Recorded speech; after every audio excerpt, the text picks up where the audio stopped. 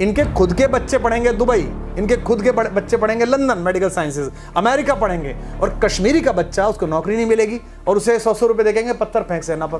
और उन्होंने कहा कि नहीं भाड़ में गया देश, पहले मोदी निपटाना जरूरी है। कि द्वंद्व कहां तक पाला जाए, द्वंद्व कहां तक पाला जाए, युद्ध कहां तक टाला जाए, और तू भी है राणा का वंशज, फेंक जहां तक भाला जाए। अरे मोदी निपट जाए, मोदी को शाश्वत आदमी थोड़ी है, 5 साल बाद दूसरा आदमी होगा। आज शुभ हुआ है, ठीक हुआ है जब मैं देख रहा हूं कि झंडा हमारा वहीं पहुंच रहा है कि दोनों तरफ लिखा हो भारत, सिक्का वही उछाला जाए। कुमार जी, फेंक जहां तक भाला जाए, सबसे पहला आपका ट्वीट आता है, सोशल मीडिया पर इतना लोकप्रिय हो जाता है, तो कहां तक ये भाला फेंक रहा है और किस नज़र से कुमार विश्वास? देखिए, वो हमारे एक दोस्त है वाहिद, उसकी गज़ल का शेर है और उसका पहली लाइन सत्य है कि द्वंद्व कहां तक पाला जाए। 1947 में तात्कालिक आपाधापी में अगर हमारे राजनीतिक पूर्वजों से कोई ऐसा काम हुआ जो देश के बृहत्तर राष्ट्रीय हित में नहीं है, तो हम सिर्फ उसे इसलिए दबाए रखें कि दूसरी वाली पार्टी है, इसके खिलाफ हमें बोलना है, इस सरकार के खिलाफ हमें बोलना है, इस प्रधानमंत्री को घेरना है, इस गृह मंत्री को घेरना है। ये हमारी निजी लड़ाई है, हम लड़ लेंगे, सबने लड़ी है, हमने भी राजनीति में लड़ी है, कोई दिक्कत नहीं है। लेकिन एक उपचार हो रहा है, एक गलती हो गई, ये गलत बन गई। कई बार घरों में हो जाता है कि पीछे वाला कमरा जो है इसकी छत गलत पड़ गई, तो उसके बाद क्या है, आगे बेटे जवान हो गए, दुनिया में गए, उन्होंने पैसा कमाया, आगे से उन्होंने घर को तैयार करा। गाँव में अक्सर ऐसा होता है, तो पीछे वाला जो घेर था उसकी छत नीची थी, तो उस छत को खुलवा के ऊपर एक साल छत करी। तो घर के बुजुर्ग बाहर बैठ के कहते हैं अजी लड़के कामयाब हो गए, इन्होंने ठीक कर ली। तो अगर आज देश ऐसी स्थिति पर आ गया है कि वैश्विक स्तर पर अमेरिका की भी हिम्मत नहीं हो रही है हमारे विरुद्ध कुछ बोलने की, चाइना चुप है, रशिया चुप है, ये अपने आप तो हुआ नहीं होगा, यह हम जैसे करोड़ों लोगों के श्रम से हुआ है और सरकार की नीति और सरकार के साधने से हुआ है। सरकार भी भारत की है, तो ऐसे में केवल विरोध के लिए विरोध करना, इसलिए जो उसकी पहली लाइन है कि द्वंद्व कहां तक पाला जाए, द्वंद्व कहां तक पाला जाए, युद्ध कहां तक टाला जाए, और तू भी है राणा का वंशज, फेंक जहां तक भाला जाए। और एक जो परेशानी मुझे सदा करती थी, और आज मुझे खुशी है इस बात की कि आज से 4 साल पहले मैंने कश्मीर में जो वीडियो बनाया था, कश्मीर के बारे में जो आपके चैनल ने दिखाया था, जिसके बाद मेरी पार्टी में मुझसे लड़ाई हुई काफ़ी ज़्यादा, मुझे माफ़ी मांगने के लिए कहा गया। उसी दिन के बाद से अपने अमानती जो पालित थे वो ग्राम सिंह, वो उसने मुझ पर छोड़े कि इनके खिलाफ हमला कीजिए, तो भाजपा के साथ है। मैं सेना के बारे में बोला था कि भाई आप सेना के बारे में ऐसा मत बोलिए जिससे पाकिस्तान उसकी एडवांटेज ले, जिससे दुनिया भर में हमारी थूतू हो। और उन्होंने कहा कि नहीं भाड़ में गया देश, पहले मोदी निपटाना जरूरी है। अरे मोदी निपट जाए, मोदी को शाश्वत आदमी थोड़ी है, 5 साल बाद दूसरा आदमी होगा, 10 साल बाद दूसरा आदमी होगा। लेकिन इंटरनेशनली अगर हमारा स्टैंड कमजोर हो गया, अगर मैं कभी दुबई गया, अगर मैं कभी अमेरिका गया और 4 पाकिस्तानियों के साथ मेरी बहस हुई किसी इंटरनेशनल फोरम पर, और वो मुझे कहें कि आप क्या बकवास कर रहे हैं, आपका नेता ही कह रहा था ऐसा, तो मैं क्या मुंह दिखाऊंगा। तो मुझे लगता है कि वो जो उस समय बोला था, उस समय भाजपा के लोग भी नाराज थे मुझसे कि अब कौन सी आफत है, अब तो तुम हो राष्ट्रवादी हो, अब तो करो, अब क्या प्रॉब्लम है। इतने वर्ष लगे, लेकिन अंततः अगर वो सफल सिद्ध हुआ है, तो जिस तरह दिनकर जी ने कहा था हमारी पाकिस्तान से लड़ाई में जीत के बाद कि ये लड़ाई प्रधानमंत्री की जीत नहीं है, ये बाकी की जीत नहीं है, इसमें मेरी कविता की भी जीत है, परशुराम की प्रतीक्षा की। तो मैं एज कवि के नाते ये मानता हूँ कि ये हम सब की भी जीत है, जिसमें मैं कहता हूँ या हमारा कवि वाहिद कहता है कि द्वंद्व कहाँ तक पाला जाए, युद्ध कहाँ तक टाला जाए, तू भी है राणा का वंशज, फेंक जहाँ तक भाला जाए, और दोनों तरफ लिखा हो भारत। वो बहुत ही बेशर्मी की बात थी जब देश के सर्वोच्च पदों पर बैठे हुए लोग, चाहे प्रधानमंत्री हो चाहे कोई भी, वो 2 ध्वजों के बीच में बैठते थे। तो मुझे बार बार श्यामा प्रसाद मुखर्जी का संकल्प याद आता था, भारत की एक रूपता का नक्शा याद आता था, और मैं किलसता था और मैं ट्वीट करता था और गालियां खाता था। आज शुभ हुआ है, ठीक हुआ है जब मैं देख रहा हूं कि झंडा हमारा वहीं पहुंच रहा है कि दोनों तरफ लिखा हो भारत, सिक्का वही उछाला जाए। सर्जिकल स्ट्राइक की आपने बात करी, उस समय सबूत मांगे गए थे, आपने जिक्र किया कि उस समय आपको गालियां मिली, आपको कहा गया पार्टी में और माफी मांगो, हाँ लिखित में माफी मांगो। और बाद में जब लास्ट की जो एनी हुई थी जिसमें बहुत सारे लोग थे, उसमें आज जो मध्य प्रदेश में जिनको पद प्रहार कर दिया गया पृष्ठभाग पर, जो वहां के अध्यक्ष बने हुए थे, उन्होंने सबसे पहले कहा था कि लिखो माफी मांगो, अभी मांगो। और हमारे नेता ने कहा माफी मांगेगा। मैंने कहा लिख के दे, माफी मांग, लिख के दे, अभी बताता हूं तुझे। तब तो 25-30 लोग घेरे हुए थे, मैं अकेला ही था, और मैंने कहा नहीं ये तो नहीं चलेगा। मैंने बोल दिया तो बोल दिया, तुम कह दो कि तूने सेना का साथ देके गलत किया। मैं कोई युद्धोन्मादी नहीं हूं भैया, मुझे कोई युद्ध नहीं चाहिए, मैं प्रेम का कवि हूं, प्यार गाने वाला आदमी हूं, मैं क्यों युद्ध चाहूंगा। लेकिन जिस जमीन के टुकड़े को आपने सीमाओं से घेर के एक कागज की किताब, संविधान जिसे कहते हैं, उसके माध्यम से अंगीकृत किया है, उन सीमाओं का सम्मान तो आप करोगे, क्योंकि हम तो नष्ट हो जाएंगे, हम तो 30-40-50 साल बाद रहेंगे नहीं, उसके बाद अगली जनरेशन आएगी, लोग हमारे नाम पे थूकेंगे, और आज इनके नाम पे थूक रहे हैं। तो आज जब चादर फटी है तो आ गए कि नहीं हम भी साथ हैं, हम भी साथ हैं। भाई तुम अपने पूर्ण राज्य के लिए तो छाती माथा कूट रहे हो, जो कि हो नहीं सकता। और दूसरा राज्य रिड्यूस करके बनाया गया है। केजरीवाल जी पर बात करते हैं, लेकिन उससे पहले उस समय भी सवाल उठे थे, सवाल अब भी उठ रहे हैं सरकार के इस निर्णय पर। तो जो लोग खिलाफत कर रहे हैं, आखिर उनके लिए क्या संदेश होगा कुमार विश्वास का? क्योंकि वो लोग उन पैमानों पर खिलाफत कर रहे हैं कि सरकार ने लोकतंत्र, संसद में नारे लग रहे हैं लोकतंत्र की हत्या हो गई है, संविधान बचाओ, उन नारों से देखिए पहली बात तो ये क्या है कि किसी भी देश में अगर लोकतंत्र में विपक्ष कमजोर हो तो ये बड़ी खराब बात है। इसमें मैं राहुल गांधी, प्रियंका जी और सोनिया जी के बारे में ये भी कहूँगा कि प्रियंका ने बहुत मेहनत की है। राहुल ने भारतीय राजनीति को समझने की पिछले 5 वर्ष में काफ़ी मेहनत की। ये बात अलग है कि वो अमेठी में हार गए, उसमें हमारी भी थोड़ी बुआई सम्मिलित है जो हम करके आए थे। स्मृति जी ने अपना बाकायदा वहाँ कॉन्ट्रैक्ट रखा, लगातार जाती आती नहीं, लड़ी, अच्छा जीत गई। लेकिन आज देख के ये दुख होता है कि उन्होंने पार्टी में जो नेता चुना लोकसभा के अंदर, अधीर रंजन जी, वो हिंदी की आड़ लेके ये नहीं कह सकते कि वो पार्लियामेंट में खड़े होकर कहने की तो यूनाइटेड नेशंस का मसला है। अरे यही तो पाकिस्तान बोल रहा है भाई, यही आप बोल रहे हैं। कौन यूनाइटेड नेशन जो अमेरिका के इशारों पे पलता हो? हमें किसी की चौधराहट नहीं चाहिए, ना अमेरिका की चाहिए ना यूनाइटेड नेशंस की चाहिए। मैंने कभी कहा था कि वो है अमन के वास्ते जग में बना UNO, USA की यू है इसमें, बाकी सबकी नो ही नो।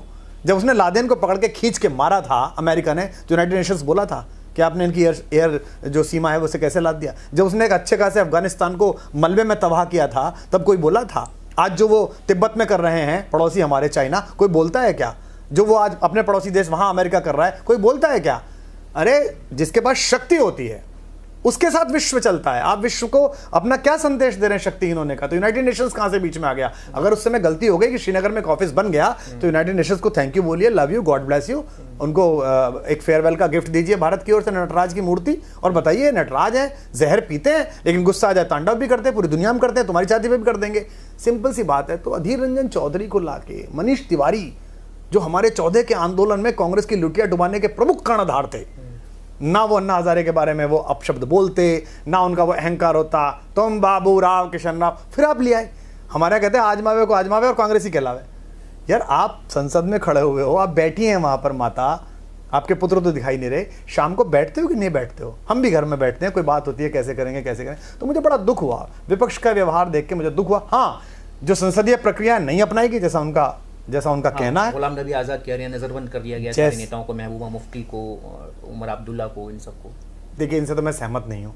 हमारे कई बुद्धिजीवी भी विलाप कर रहे हैं कि साहब इंटरनेट कट गया है, इंटरनेट कट गया है। भैया कुछ घंटों के लिए संपर्क कटा है, विस्थापितों की तरह उनका जीवन नहीं कटा। मेरे पड़ोस में रहते हैं लिड्डू साहब, 1 घंटा आते हैं मिलने के लिए, आधा घंटे में आंसू आ जाते हैं। बहुत बड़ा घर था, 1000 मीटर का था, घोड़ा था मेरे पास, रोने लगते हैं। उनसे कौन पूछे? उनका तो सब कट गया भाई, आपको तो संपर्क कटा है। 24 घंटे बाद, 48 घंटे बाद संपर्क ठीक हो जाएगा, इसमें क्या रोना पीटना है? इसमें ऐसी कौन सी? मैं आज एक देख रहा था, एक पत्रकार का वो लिख रही थी कि साहब वो मैंने टॉय खरीदा था अपने भतीजे के लिए और मैं ईद पे टॉय कैसे देने पाऊँ? वाह, ईद पे टॉय नहीं पहुंचा तो लोकतंत्र, संविधान, मर्यादा, भारत सब खत्म हो गया। और वो जो लाखों लोग रातों रात जिनसे कहा गया कि अपनी बहनों और बेटियों को छोड़कर निकल जाओ, जो रात में निकल आए तो संविधान संकट में नहीं आया। भाई प्रॉब्लम थी, उसका सॉल्यूशन हो रहा है, इंजेक्शन लगा है, थोड़ा सा दर्द करेगा। अगर इंजेक्शन नहीं लगाना और उसके बारे में नहीं चुभेगा तो अंग कट के गिरेगा। असर करेगा इंजेक्शन? आपको लगता है दूरगामी परिणाम सकारात्मक? निश्चित रूप से करेगा। मैं कश्मीर लगातार जाता हूं, मुझे उनसे मोहब्बत है, कश्मीरी मुझे प्यार करते हैं। डल झील के किनारे कहीं चाय पीता हूं, आपके चैनल के लिए गया हूं, कितनी बार आपके लिए शूट गया हूं। नहीं अरे शायर साहब आपसे क्या पैसा लेना, ऐसे कहवा पिलाते हैं। इतने प्यारे लोग हैं, वो 10-15 राजनीतिक लफंगों के बंधक हैं, उनकी दुकान चल रही है। उनको पाकिस्तान भी पैसा देता है, मुझे कहना नहीं चाहिए, देश दुनिया का एक बड़ा देश है, वो भी उनको पैसा देता है डॉलर्स के माध्यम से, और हिंदुस्तान में भी कुछ ताकतें उनको सपोर्ट करती हैं, उनकी दुकानें चल। आज मैंने देखा हमारी महबूबा जी की जो बिटियां हैं, सना, हमारी भतीजी जैसी हैं, प्यारी सी हैं, वो कह रही थी मेरी माँ से संपर्क नहीं हो पा रहा, पता नहीं मेरी माँ कैसी है, मेरी माँ कैसी है। तो मैं उनका जीवन परिचय पढ़ने लगा तो पता चला कि वो लंदन के पास एक यूनिवर्सिटी है, वहां से वो ग्रेजुएशन किया उन्होंने, फिर इंटरनेशनल रिलेशनशिप पे पोस्ट ग्रेजुएशन किया। तो उन्होंने लिखा कि फिर मुझे लगा कि जब माँ मुख्यमंत्री होगी तो मुझे उनके राजनीतिक कामों में सहयोग करना आना चाहिए। तो मैं महबूबा जी से अनुरोध करता हूं कि सना बिटिया को 500 रुपए प्रति व्यक्ति वाली उसी स्कीम में सम्मिलित कराएं जिसमें लड़कियां पत्थर फेंकती हैं। इनके खुद के बच्चे पढ़ेंगे दुबई, इनके खुद के बच्चे पढ़ेंगे लंदन मेडिकल साइंसेज, अमेरिका पढ़ेंगे, और कश्मीरी का बच्चा, उसको नौकरी नहीं मिलेगी और उसे 100 रुपए देंगे पत्थर फेंक सेना पर। तो अभी आप देखिएगा 6-7-8 महीने में, साल भर में, और मैं कहूँ नहीं भी कितनी देर में हो, नहीं हो रहा जी। झारखंड बनाया था आपने, क्या अलग होके बहुत अच्छा हो जाएगा, हो गया क्या? उत्तरांचल बनाया था आपने, कि उत्तर प्रदेश से अलग के बहुत बड़ा होगा, हो रहा है ना, धीमे धीमे हो रहा है, हो जाएगा। ऐसी कश्मीर भी वन फाइन डे हो जाएगा। 70 साल से एक नरक भोग रहे थे हम अपनी राजनीतिक चेतना का, उसका उपचार हुआ है। वो मोदी ने कर दिया, अमित शाह ने कर दिया, तुमने कर दिया। भाई हम कांग्रेस तुमको कहते तुमने कर दिया, हम तो ये मान लेंगे कि आप कर दिए। कह रहे हैं कि स्टेटहुड जो है वो हटा दिया गया है। आप 370 लगाइए तो समझ में आता है। आपने विधानसभा एक राज्य की आपने भंग कर दी है, तो इस पर लोकतंत्र के लिए आपने भी लड़ाइयाँ लड़ी हैं काफ़ी, आम आदमी पार्टी में भी आप रहे, तो इससे आप कहने के सहमत? बिल्कुल मैं इससे सहमत हूँ। कांग्रेस की इस बात पर विचार होना चाहिए और देश की संसद को और अपनी मेजॉरिटी को ताकत समझ के कोई भी ऐसा काम नहीं करना चाहिए जो पूज्य बाबा साहब भीमराव अम्बेडकर द्वारा निर्धारित संविधान की सीमाओं के बाहर। इस पर बहस करो ना, दैनिक बहस करो। वो तो 370 से शुरू हो गए, उन्होंने कहा 370 नहीं, ये एक कहने लगा। वो गुलाम नबी साहब कितने प्यारे आदमी है साहब, हमारी शायरी के शौकीन है, मेरे बड़े भाई जैसे दोस्त हैं। उन्होंने कहा कि हिंदुस्तान का सिर काट दिया है। एक वो पढ़ा लिखा हमारा एक मित्र है, प्रोफेसर है, वो अभी JNU से आके सांसद हुए हैं, वो कह रहे हैं कि आपने वियतनाम उसके फिलिस्तीन बनने का रास्ता खोल दिया। हाउ डेयर यू, फिलिस्तीन बनने का रास्ता खोल देंगे? आप ये बताना चाहते हैं कि भारत भी अपने संकल्पों को इजराइल जैसा कर ले क्या? हम नहीं चाहते वो सब करना कि छोटे बच्चों की लाशें दिखाई दें इधर उधर, और कोई कश्मीरी नहीं चाहता। आप देखिए 24 घंटे में कोई ऐसी घटना की सूचना नहीं आई है, सब अपने घर में है, ठीक ठाक चल रहा है। इमरान खान को बेचैनी है, पाकिस्तान को बेचैनी है, उनकी जायज, उनकी दुकान बंद हो रही है। कश्मीर के नाम पर तो पूरी दुनिया से भीख मांग के लाता है कटोरे में, कटोरा खाली रह जाएगा, कश्मीर सॉल्व हो गया।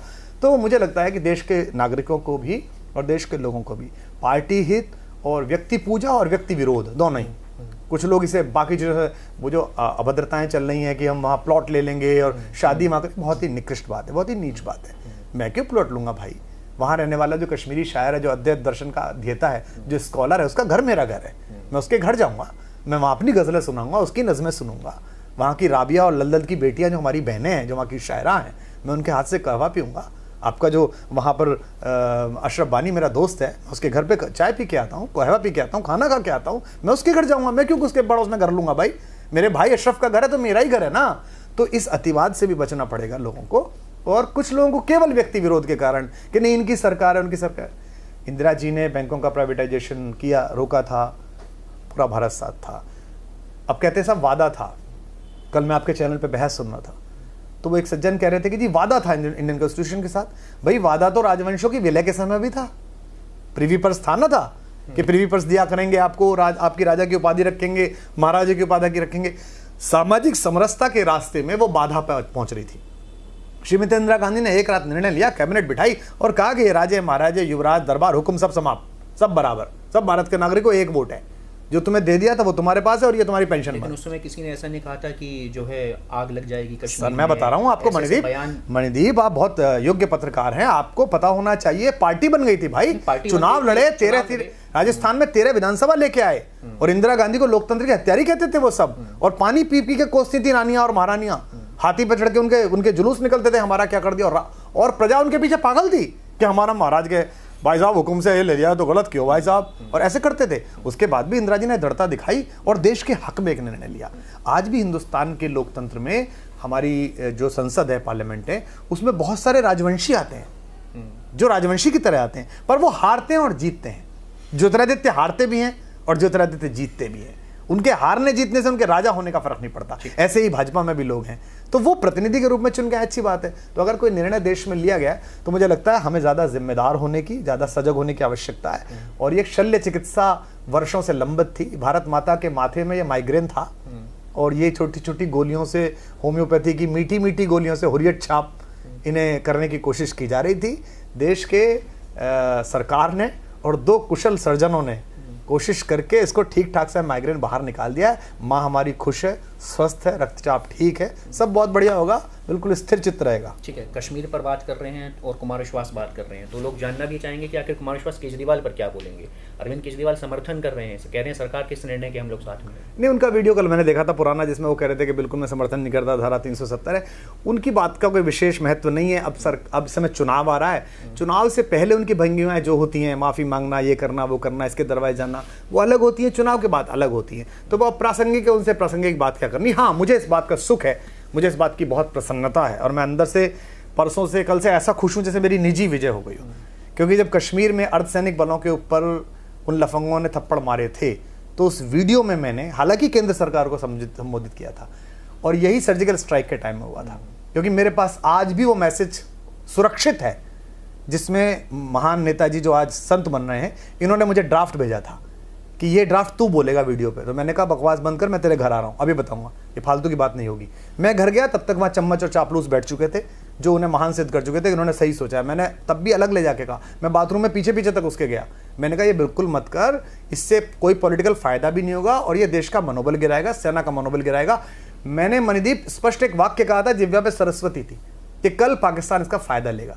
तो एक पूर्व पत्रकार और अब पत्रकार और बीच में नेता, एक सज्जन थे ज्ञानी, उन्होंने कहा अरे सर मैं इतने दिन मैंने मीडिया चलाया, कुमार साहब कौन पाकिस्तान नोटिस लेता है। और आप यकीन मानिए, इधर वीडियो गया, अगले दिन पाकिस्तान के अखबारों की फ्रंट लाइन था, दिल्ली सीएम ने शंका करी, सर्जिकल स्ट्राइक पर सवाल उठाए, कहा हुआ ही नहीं है। और मैंने कहा हो गया नाश। मैंने कहा मैं तो कोई प्रयास नहीं करूंगा, कोई बाइट नहीं दूंगा, और मैं बाहर जाऊंगा और मैं बोलूंगा कि सेना ने बहुत अच्छा करा है। और मैंने लगातार बोला कि सेना ने शौर्य का परिचय दिया, दिनकर जी की पंक्तियां कोट करी। तो उस समय जो गालियां मैंने खाई, उनकी ट्रॉल सेना ने जो गालियां दी, जो आज भी देते हैं मेरे परिवार को, मुझको, मेरी पत्नी को, बेटियों को, आज भी बकते हैं, उन्होंने जो दुख पहुंचाया, जो आत्मिक कष्ट पहुंचाया, उन नराधमों को, नीचों को ज्ञान मिला है, उनकी औकात नहीं। जैसे कहते हैं ना, खुदाई जूता जो पड़ता है तो दर्द भी करता है, रोने भी नहीं देता। अब ये हो रही है, नहीं हम भी साथ हैं, हम भी साथ हैं। चलो, अकल तो नहीं आई है मुझे पता है, लेकिन जेस्चर है, इसका भी स्वागत है। आखिरी सवाल है कुमार जी, आपने कहा कि 2 शल्य चिकित्सक हैं जिन्होंने बेहतरीन काम किया है, नरेंद्र मोदी और अमित शाह का आपने जिक्र किया है, क्या कहना चाहेंगे इनकी दृढ़ता पर, जीजीवी शाह पर, कि लगता है कि इन दोनों ने ही वो करके दिखा रही, इस तरीके से देश में वाहवाही हो रही है इन दोनों की? मणिदीप, हमारे साथ क्या हो गया है ना, आजकल कोई आदमी अपनी ड्यूटी करता है, क्योंकि लोगों ने ड्यूटी नहीं की है, तो कोई आदमी ड्यूटी करता है, हम कहते हैं बहुत अच्छा कर्मचारी। काम है भाई, आपका काम इंटरव्यू लेना है, आज तक के लिए मेरा काम इंटरव्यू देना है, इसमें क्या है? प्रधानमंत्री का यही काम है, गृह मंत्री का यही काम है। और इसमें बहुत सारे शल्य चिकित्सक जो नीचे, जिन्होंने एनेस्थीसिया किया होगा, अजीत डोभाल, जिन्होंने और नीचे काम किया, उनको तो भूल ही गए। राम माधव जो संघ, जो पार्टी की ओर से काम कर रहे थे, जिन्होंने सोचा होगा, जो वहां राज्यपाल बन के बैठा हुआ है आदमी, वो चौई साहब जो उनका भी कुछ काम रहा होगा। तो एक कोर यूनिट बनती है। और खास तौर पे हम अपने अर्धसैनिक बलों को, अपनी सेना को, जम्मू कश्मीर पुलिस को, जम्मू कश्मीर के लोगों को कैसे भूल जाएं जो इसको सपोर्ट कर रहे हैं इस समय। आप देखिए, पूरे जम्मू सेक्टर में खुशी का माहौल है, श्रीनगर में कोई विरोध नहीं है, लोग समझ रहे हैं धीमे धीमे, और धीमे धीमे सिंक करेंगे। और मैं आज तक के माध्यम से सारे दर्शकों से अनुरोध करता हूं, अड़ोस पड़ोस में कोई कश्मीरी भाई बहन रहता हो, उसके पास जाइए, उसे गले लगाइए, उससे कहिए मैं तेरा भाई हूं, उसे बताइए कि कितना फायदा होगा, उससे कहिए कोई किसी सोचने की जरूरत नहीं है, बेहिचक मेरे यहाँ आए, बेहिचक मुझे अपने यहाँ बुला। और जैसे पूरी दुनिया में केरल के तट तक हम घूमते हैं, जैसे नॉर्थ ईस्ट तक घूमते हैं, जैसे राजस्थान के सुदूर कछारों तक हम जाते हैं, ऐसे वो पूरे भारत में आए। आज सचमुच में हम दोनों भाई, कश्मीर और हिंदुस्तान, ये दोनों जो भाई हैं, जिनके बीच में ये राजनीतिक पूर्वाग्रहों से ग्रसित कुछ लोगों की जमात खड़ी हुई थी, वो दीवार गिरी है। इसके लिए निश्चित रूप से भारत सरकार बधाई की पात्र है। और चूंकि भारत सरकार का नेतृत्व नरेंद्र मोदी कर रहे हैं और भारत सरकार के गृह मंत्रालय का नेतृत्व अमित शाह कर रहे हैं, तो निस्संदेह बधाई के पात्र है। जिन दलों ने समर्थन किया है, मैं बहुत बधाई देता हूं मायावती जी को, बहुत अखिलेश यादव के दल को, और जिन भी दलों ने बुद्धि दिखाई है, वो उनको बहुत बहुत बधाई कि वो देश के इस स्वर में साथ हैं। आपस में राजनीतिक विद्वेष रहेंगे, जिस सदन में खड़े हैं वहाँ खड़े होकर अटल जी का स्टेटमेंट बार बार दोहराइए, सरकारें आएंगी जाएंगी, सत्ता का खेल तो सदियों चलेगा, ये देश रहना चाहिए, इसका लोकतंत्र रहना चाहिए।